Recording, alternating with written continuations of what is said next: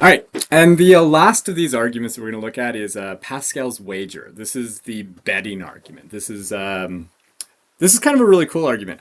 Pascal, we get the origins of decision theory in the Western tradition. I mean, he's not the first decision theorist, but we get a very cool sort of formalization of like decision theory as a as a method in Pascal. So I think this is cool. But Pascal's giving us the gambler's argument for the existence of God, right? He's like, we don't know. It's an open question whether or not there's a God. There might be a God. There might not be a God. We just don't know if she exists. Um, but we don't know she doesn't exist either, right? And so we are all faced with this dilemma whether or not we should have faith, right? Yeah, should we put our faith in God or not? And what he says, well, what we really should do in a situation like this, right, where we don't know, where we have to make a decision under uncertainty, right, where we don't know what the case is, what we do is we look at the stats, right? We look at the statistics. We go, well, what is probably the case, and what's sort of the best. And if it's really a case where we don't know, like it's 50-50 or something like that, then really what we have to do is we have to look at the consequences of belief versus non-belief, and that just weighing up the odds, that'll sort of tell us what we should do. So that's what he does, right? He puts together a decision matrix, right? He says, well, what happens if we bet on God and she exists, right? So that's a possibility. We either bet on God or we don't, right? We say we're going to have faith in God, or we say we're going to not have faith in God. And then there's two possibilities, right? And there's only two possibilities. Either God exists or she doesn't exist. So what happens? Well, let's suppose we bet on God, right? We say, okay, we're just going to have faith. We don't know for sure, but we're going to have faith. We're going to believe in God. She exists. And it turns out she does, right? We die, we go to heaven or whatever, and we find out that we were right about that. God exists. Well, you gain an infinite there, right? The the vast majority of theological traditions say, hey, look, if you believe in God, right? What do Christians say? God perished so that those that believed in him could have everlasting life, right? I forget what the line is, right?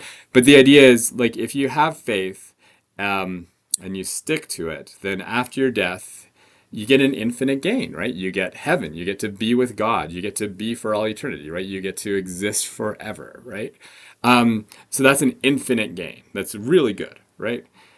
Suppose you bet on God, you say, well, I don't know if she exists or not, but I'm going to have faith. And it turns out you die and there is no God. Well, you do lose, right? You spent your weekends going to religious ceremonies. You read a religious text. You did a bunch of religious ceremonies, and you probably gave money to a charity, right? To like a church or something, and you believe some things that are false. No matter how many things you committed out of your life to that God, there's a finite loss, right? So finite loss if you believe in God and she doesn't exist. Infinite gain if you believe in God and she does exist. Well, what happens if we don't believe, right? So we go, well, we don't know, and I'm not going to believe in something I don't have 100% proof, or I'm just not going to believe in something that I don't know. So I wager in God, and God doesn't, and God actually does exist, right? So I say, I don't think God exists. I'm not going to have faith in God because I just don't know there's a God, and I have no way to prove it. So I don't believe in God. Then you die, and you find out you were wrong, and you show up at the gates to heaven, and then you're going to go in, and then they're like, oh, you were a non-believer, you're going to hell, right? Or you're going to stop existing. That's an infinite loss, right? You go from having paradise and infinite life and perfection and all the other wonderful things that are supposed to go along with believing, and instead you either cease to exist or you suffer for all eternity, right? So you're giving up eternity for either eternal suffering or for misery, for non-existence, right? So you have an infinite loss is what you're losing, right? So that's really bad. Suppose you don't believe in God Because again, you don't know if there's a God, you can't have faith, and then it turns out you die and there is no God. Well, you just die, right? It just ends. That's a finite gain. You were right, right? You didn't waste your Sundays, you didn't waste your time, you didn't believe things that weren't true, you didn't have to do silly religious ceremonies, you know. So yay, right? You gain a lot, but it's finite. And then Pascal says, okay, so this is the real world. This is the situation we're in. We don't know whether or not there's a God. Nobody can prove that. So we are in a situation where we have to have faith. And so if you're a betting man, if you just weigh up the odds, right? You should always bet on God, right? If you don't believe in God and turns out she does exist, then you get an infinite loss, right? And an infinite will always outweigh a finite number, right? So your loss there is infinite, right? As opposed to a finite gain that you might get if you were right that God doesn't exist. So why would you do that, right? You want to avoid the infinite loss. And if you do bet on God and you're wrong, well, so you lose a little bit, right? You wasted some time, a finite loss.